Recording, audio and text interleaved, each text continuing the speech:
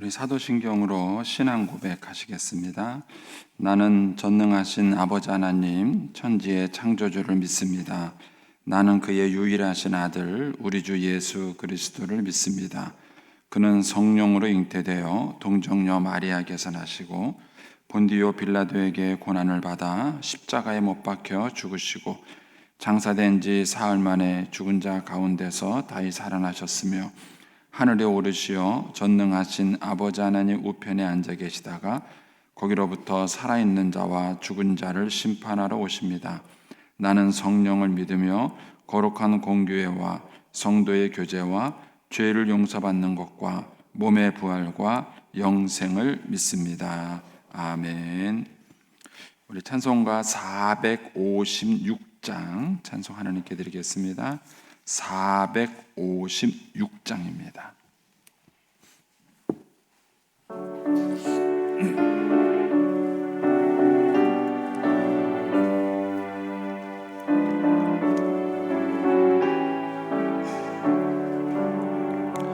거친 세상에서 실패하거든 그 손못 자국만 져라. 고된 일 하다가 힘을 얻으리 그 손못 자국만 져라. 그 손못 자국만 져라. 그 손못 자국만 져라. 주가 널 지키며 인도하시리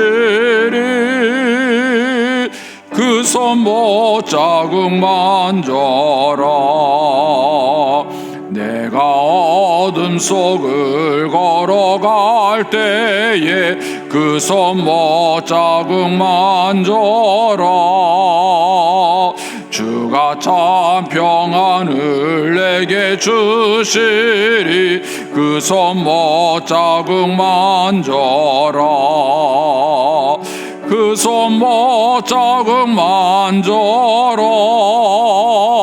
그 손못 자국만 져라. 주가 널 지키며 인도하시리 그 손못 자국만 져라. 내가 부활의 주 따라가려면 그 손못 자국만 져라. 내가 주 안에서 길이 살리라 그 손못 자국만 져라. 그 손못 자국만 져라. 그 손못 자국만 져라. 주가 널 지키며 인도하시리 그 손못 자국만 져라. 너의 죄악의 짐 무거울 때에 그 손못 자국만 져라. 마음 문 열고서 주를 모셔라 그 손못 자국만 져라. 그 손못 자국만 져라. 그 손못 자국만 져라. 주가 널 지키며 인도하시리 그 손못 자국만 져라. 아멘.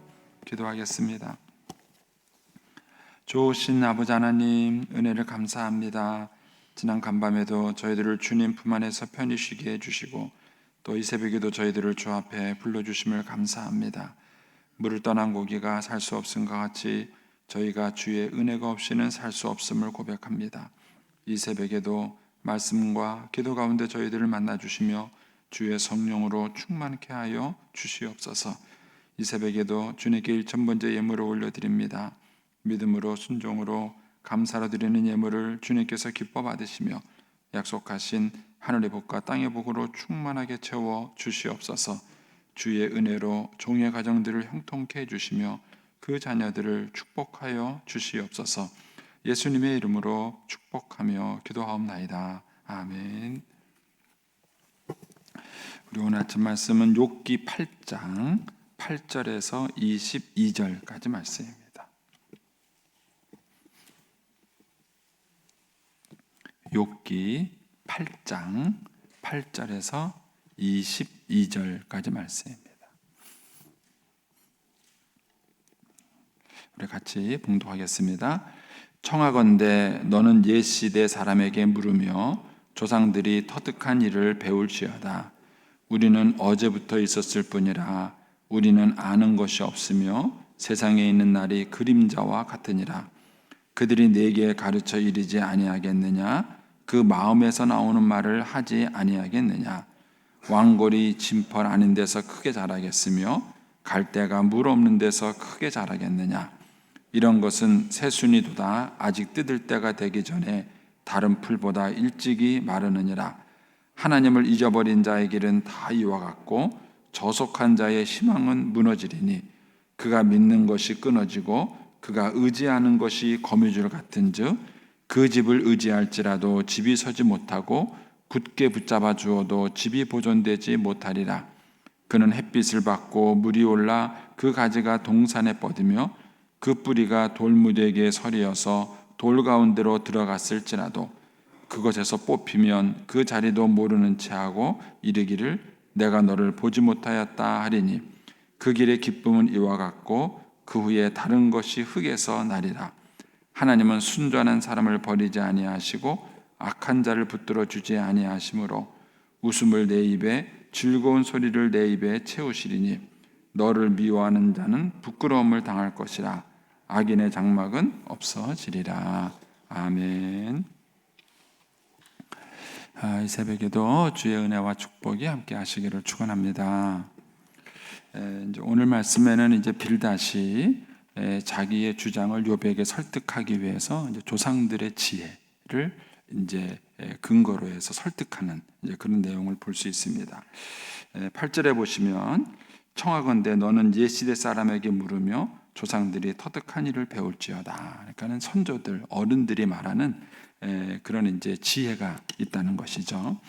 그러면서 9절에 우리는 어제 있었을 뿐이라 우리가 아는 것이 없으며 세상에 있는 그 날이 그림자와 같다. 그러니까 이제 인간이 사실은 가지고 있는 경험이 크게 이제 한정돼 있죠. 그러니까는 그걸 어제 있었을 뿐이다 이렇게 표현한 거예요. 그러니까 조상들의 그런 삶과 이런 것과 비교해 본다면 우리는 어제 있는 자에 불과하고 그 다음에 그런 우리가 알고 있는 그 지식과 내용이 얼마나 되겠냐는 거죠. 그거는 아무것도 아니다. 그러면서 우리가 있는 날이 그림자와 같이 잠깐이다 이런 얘기를 해요. 그러니까 이제 이 얘기는 욥에게 네가 갖고 있는 생각이 별거 아니다 이 얘기를 하는 거예요. 그렇다니까는 네 생각을 고집하지 말고 조상들 때부터 어른들이 말하는 얘기에 귀를 기울이라 이런 얘기죠. 다 지당하신 얘기죠. 다 맞는 얘기죠. 그러니까는 우리가 이제 자녀들하고도 이렇게 대화를 해보면 아이들이 자기가 갖고 있는 경험이 좀 이렇게 협소하고 부족하다는 생각을 하지 않아요. 그걸 느끼기까지가 어렵죠. 그걸 느끼면은 철이 드는 거죠. 근데 이제 자기의 경험, 자기가 알고 있는 지식, 그것이 이제 굉장히 대단한 줄 알고 얘기를 하는 것이죠. 그러니까 이제 이 빌닷도 욥에게 그런 차원에서 얘기하는 거예요. 욥이 자기 생각을 고집하는 것을 가리켜서 네가 갖고 있는 생각은 너무 보잘것없는 거다. 그러니까는 조상들 때부터 해온 얘기를 네가 귀를 기울여야 된다 이런 얘기죠. 그게 무슨 얘기죠? 그게 권성징악, 인과응보 이 얘기를 계속 하는 거예요. 예전부터 이제 이런 얘기가 있지 않느냐 하는 이 얘기를 주장을 하는 것입니다. 그러면서 이제 10절에 그들이 누굽니까? 이제 옛 어른들이죠. 조상들 때부터 내려오는 그들이 내게 가르쳐 이르지 아니하겠느냐? 그 마음에서 나오는 말을 하지 않겠느냐? 그 조상들이 너에게 이런 말을 하지 않겠느냐? 그러니까는 어른들의 말에 귀를 기울여라. 이렇게 이제 얘기를 하는 것이죠.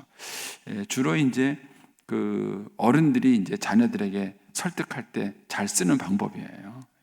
이놈아, 응? 네가 인생을 살면 얼마나 살았다고. 응? 부모가 너한테 이렇게 말하면 네가 귀를 기울여야지. 이제 막 이렇게 말하면서 얘기를 하는 얘기죠. 옛날 어른들부터 오는 얘기. 그럼 이제 그 조상들이 무슨 얘기를 하느냐? 이제 11절 이하가 이제 그 얘기예요. 옛적부터 조상들이, 선배들이 하는 얘기가 이제 그 11절 이하에 나온 겁니다. 왕골이 진펄이 아는 데서 크게 자라겠으며 갈대가 물 없는 데서 크게 자라겠느냐? 이런 것은 새순이 돋아 아직 뜯을 때가 되기 전에 다른 풀보다 일찍이 말하느니라. 이것은 이제 이제 이집트에서 자라는 파피루스 재료를 말하는 거예요. 거기서 이제 갈대 같은 것이 크게 자라면 이제 그걸 이렇게 다져가지고 파피루스라는 종이를 만들었는데 그 갈대를 말하는 거죠. 굉장히 빨리 자라죠. 그 진펄이 그 물이 있으면은 굉장히 성장 속도가 빠릅니다. 근데 반면에 물이 없으면 어떡할까요? 금방 말라버리는 거죠. 이제 거기에다가 이제 비유를 한 것입니다. 그러면서 13절에 하나님을 잊어버린 자의 길은 다 이와 같고, 그 이와 같고가 뭐죠? 11절, 12절이에요. 그러니까는 11절은 왕골이 진펄에서 잘 자라는 것은 하나님을 의지하는 경우를 말하는 거예요. 하나님을 의지하는 자는 왕골이 진펄에서 자라는 것처럼 그렇게 쑥쑥 자랄 수 있다. 반면에 12절은 이런 것들이 진펄에서 떠나서 물이 없는 곳에서 자라는 거예요. 금방 시들어 버릴 수 있고 이제 없어질 수밖에 없다는 것이죠. 그러니까 하나님을 떠난 인생은 이와 같다. 이렇게 비유적으로 얘기를 하는 것입니다. 그래서 13절에 하나님을 잊어버리는 자의 길은 다 이와 같고 하나님을 떠나면 금세 말라버리는 그런 갈대처럼 인간은 아무것도 아니다. 이 얘기를 하는 거죠. 그리고 저속한 자의 희망도 무너진다. 그래서 저속한 자의 희망이라는 것은 하나님 없는 자의 희망을 가리켜서 저속한 자의 희망이다. 이렇게 얘기를 한 거예요. 그러니까는 한마디로 하나님을 떠난 인생은 아무것도 아니다. 이렇게 이제 얘기를 하는 것입니다. 이런 얘기를 조상적부터 우리에게 해주고 있다. 이제 이 얘기를 하는 것입니다. 그러면서 14절에 그가 믿는 것, 그러니까 하나님을 믿지 않는 사람들이 믿는 걸 말하는 거죠. 그가 믿는 것은 끊어지고 그가 의지하는 것은 거미줄 같은 것이다. 그랬죠. 거미줄이 무슨 힘이 있어요? 그렇죠? 거미줄이 사실은 굉장히 정교하게 집을 짓는다 그래요. 그러는데 그 거미줄이 무슨 힘이 있겠습니까? 그러니까 그거를 의지하는 것과 똑같다. 그러니까 하나님을 떠나서 자기 지식, 자기 경험 이런 걸 의지하는 것은 거미줄을 의지하는 것과 다를 게 없다. 이렇게 이제 빌닷이 얘기를 하는 것입니다. 그러면서 15절에 그 집을 의지할지라도 집이 서지 못할 것이고 굳게 붙잡아 주어도 집이 보존되지 못할 것이다. 시편 이제 127편에 있는 얘기하는 것이죠. 여호와께서 집을 세우지 아니하시면 집을 세우는 자의 수고가 헛되고 그랬습니다. 파수꾼이 경성함이 허사로다. 그러니까 하나님이 도와주지 않으면 그가 아무것도 아니다. 그러니까 하나님 없는 인생은 아무것도 아니다. 이 얘기를 이제 빌닷이 얘기를 하는 것입니다. 그래서 16절에 그는 햇빛을 받고 물이 올라 그 가지가 동산에 뻗으며 그 뿌리가 돌무더기에 설에서 돌 가운데 들어갔을지라도 그곳에서 뽑히면 그 자리도 모르는 채 하고 이르기를 내가 너를 보지 못하였다 하리니. 그러니까 이제 식물에다가 비유한 거예요. 그 식물이 땅에 심겨져서 물에 연결됐을 때는 잘 자라다가도 그거 식물이 딱 뽑히고 나면 뭐예요? 아무것도 아니라는 거예요. 그리고 그 자리마저도 그 뽑힌 식물을 모른 채 한다는 거예요. 굉장히 이제 비유적인 얘기죠. 나 너 몰라? 내가 너 언제 알았냐? 이런 식이죠. 그러니까는 그 물에 심겨져 있는 동안은 굉장히 자기가 대단한 것처럼 자랑하다가도 뚝 뽑히고 나면은 그거 아무것도 아니다. 그런 것처럼 하나님을 떠난 인생이 그렇다. 하나님을 의지해야 된다. 이런 얘기를 하는 것입니다. 그래서 19절에 그 길의 기쁨은 이와 같고 그 이와 같은 게 16절에서 18절이에요. 그러니까 하나님을 떠난 의인의 기쁨은 그냥 아주 단순한 거라는 거죠. 그 뿌리가 있는 동안에는 굉장히 큰 소리 치는 것 같지만 그 뽑히고 나면은 아무것도 아닌 그런 찰나적인 그런 기쁨이다. 이런 얘기를 하는 것입니다. 그 기쁨은 이와 같고 그 후에 다른 것이 흙에서 나리라. 그 자리 뽑힌 그 자리에 다른 식물이 자라요. 그 사람은 아무것도 아니에요. 아무것도 아닌 것처럼 잊혀지는 그런 인생이다. 이렇게 얘기를 합니다. 그러면서 이제 결론적인 얘기를 하는 것이 20절이에요. 하나님은 순전한 사람을 버리지 아니하시고 악한 사람은 붙들어 주지 않으신다. 그러니까 하나님은 순전한 사람은 꼭 붙들어 주시고 악한 사람은 하나님이 반드시 벌하신다는 거예요. 그러니까 욥보가 어떻게 하라는 얘기예요? 너 순전하지 않다, 이런 뜻이에요. 욥이 네가 지금 이게 고난과 어려움을 겪는 것은 너 순전하지 않다. 그러니까 이제라도 네가 하나님께 돌아와라. 이렇게 이제 얘기를 하는 것입니다. 그러면서 웃음을 21절 웃음을 내 입에 즐거운 소리를 내 입술에 채우시리니 누가? 하나님이. 욥이 악한 자가 되지 않고 순전한 자가 돼서 하나님께로 돌아오면 하나님이 다시 욥의 입에 잃어버렸던 웃음, 잃어버렸던 즐거움을 다시 회복시켜 줄 것이다. 이렇게 얘기를 하는 것이죠. 그러면서 22절에 너를 미워하는 자는 부끄러움을 당할 것이고 악인의 장막은 없어질 것이다. 그러니까 내가 지금이라도 이제라도 하나님께 돌아오면 하나님이 너를 다 회복시켜 줄 것이고 네 주변의 악한 자들은 다 없애줄 것이다. 이 얘기예요. 이게 이제 빌닷이 하는 얘기입니다. 틀린 얘기가 있나요? 다 맞는 얘기예요. 이 빌닷이 하는 얘기는 요 빌닷의 말 자체로서 논리도 있고 다 맞는 말이에요. 근데 이제 우리가 어떤 하나님의 말씀이든 진리든 이렇게 있으면 그다음에 그 내용을 우리가 아는 거고, 두 번째는 그 내용을 적용을 시키는 거예요. 우리의 삶에다가 적용을 시키는 거예요. 근데 이 빌닷의 문제는 뭐냐면 빌닷에 말하고 있는 그 내용은 하자가 없어요. 틀리지 않았어요. 그런데 그 빌닷이 말하는 내용을 욥에게 적용시키는 순간 틀린 거예요. 욥은 이미 이렇게 한 거예요. 평상시에 그렇게 하나님을 섬기고 하나님을 의지하며 사는 거예요. 근데 그런 자기에게 이런 고난이 온 거예요. 그러니까 빌닷의 말을 갖고는 설명이 되는 게 아니에요. 근데도 이 빌닷은 자기가 하고 있는 그 주장이 옳다는 얘기를 하면서 심지어는 조상들의 지혜까지 빌려와서 얘기를 하면서 그 얘기를 욥에게 적용을 시키는데 적용을 시키는 이 과정이 틀린 거예요. 우리가 이제 그 부모님들이 자녀들에게 신앙 교육을 할 때 신앙 교육이 실패하는 이유 중에 하나가 이거예요. 부모님들이 하는 얘기는 다 맞아요. 그 말 자체는 틀리지 않아요. 그런데 자녀들의 입장에서 봤을 때에는 틀린 거예요. 틀린 거예요. 우리가 이제 실수하는 것은 내가 하는 말이 옳기 때문에 옳다고 생각하는 잘못된 실수를 빠지는 거예요. 그래서 아무리 그분의 주장이 옳다 할지라도 이 말을 적용하는 그 상대방 대상에게 이게 맞는 말인가를 생각하셔야 돼요. 그래서 저희들도 이제 학교에서 이제 신학 훈련을 받을 때에 한 손에는 성경을, 한 손에는 신문을, 이런 얘기를 해요. 상징적으로 목사가 말씀을 전하기 위해서는 한 손에는 성경을, 그러니까 성경을 잘 알아야 돼요. 그래야 말씀을 전하죠. 그런데 성경만 잘 알아가지고는 말씀을 전할 수 없어요. 그러니까 이 말씀을 듣는 회중이 어떤 사람인가를 이해해요. 그것을 대표적으로 말하는 게 한 손에는 신문을 그렇게 말하는 거예요. 신문이라는 것은 그 현세적인, 그 시대적인 상황을 얘기하는 거잖아요. 그러니까 목회자가 성경만 잘 알아가지고는 말씀을 잘 전하는 사람이 될 수 없다는 거예요. 그 말씀을 듣고 있는 회중이 어떤 상황에서 살아가고 있는지, 어떤 형편에서 있는지 그것을 잘 이해할 수 있어야 그 말씀을 회중에게 잘 적용시킬 수 있다는 거예요.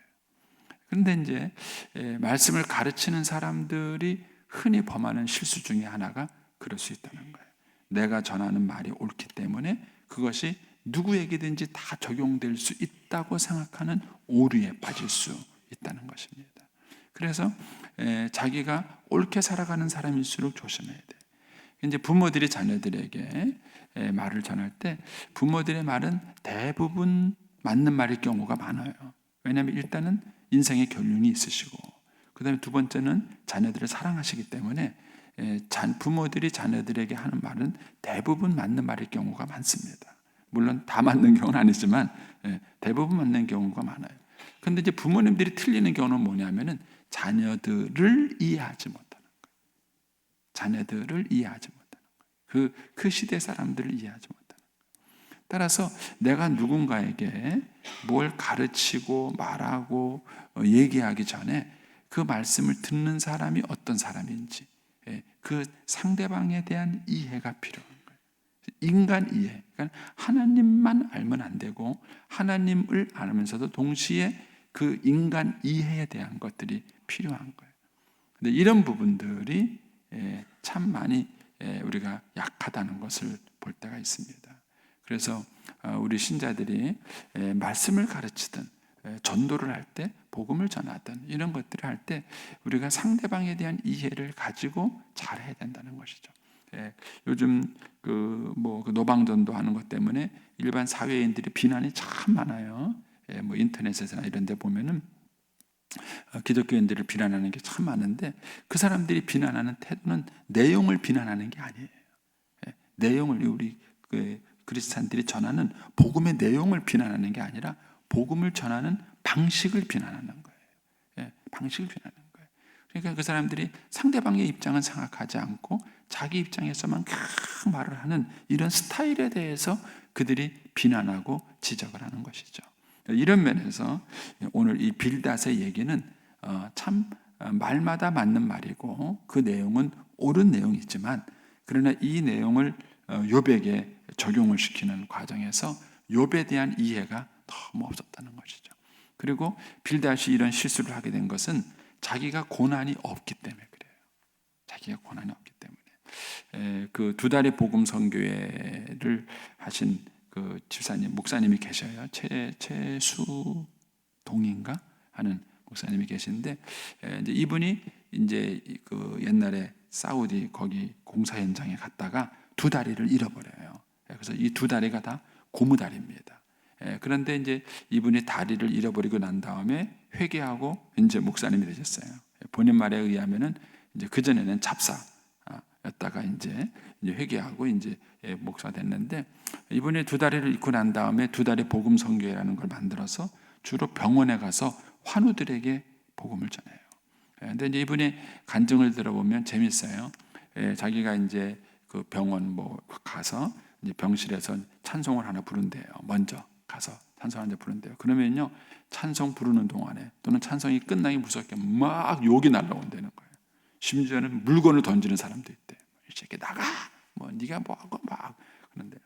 그래도 이제 매번 당하는 일이라 그분이 이제 끝까지 그렇게 해서 찬송을 부른대요. 그러고 난 다음에 자기한테 막 소리지고 욕하던 사람한테 간대요. 가가지고는요, 이렇게 바지를 들어서 자기 다리를 보여준대요. 그러면은 찍소리 못한대요. 왜냐면 그 사람은 기껏해야 다리 하나 자른 거예요. 그 누워있는 사람은. 그런데 이 목사님은 두 다리를 자른 거예요. 두 다리를 자른 거예요. 그리고 딱 가면은요, 찍소리 못한대요. 가만히 갑자기 조용해진대요. 그리고 난 다음에 얘기를 한대요. 그러면은 그 얘기가 설득력이 있는 거예요. 설득력이 있어요. 그러니까 이게 우리가 고난당한 사람에게 무엇인가를 전한다는 게 참 쉽지 않아요. 쉽지 않아요. 어떤 면에서 우리 하나님께서 신자들에게 고난을 주시는 것은 그런 신자들이 고난을 통해서 또 다른 고난받는 사람들에게 하나님 말씀을 전하기 위한 방법인지도 모릅니다. 그래서 우리가 누군가에게 특별히 어려움을 당하고 고난당하는 사람에게 우리가 무엇인가를 권면한다고 말할 때 굉장히 조심성이 필요하다 하는 것이죠. 옳은 말만 갖고 되는 것은 아니다 하는 것입니다. 그래서 이 빌닷은 말 자체는 옳았지만 그러나 그것을 욥에게 적용하는 데에는 지혜롭지가 못했다 하는 것을 우리가 여기서 배우게 됩니다. 여러분, 오늘 한 날도 이 빌닷의 맛을 잘 묵상하세요. 빌닷 말 자체가 틀린 것은 아닙니다. 하나님 없는 인생은 거미줄을 붙잡고 사는 것처럼 허무한 인생이에요. 그러나 이제 우리가 이 상황을 욥에게 적용할 때는 사랑과 지혜를 가지고 잘 적용할 수 있게 되기를 축복합니다. 기도하겠습니다.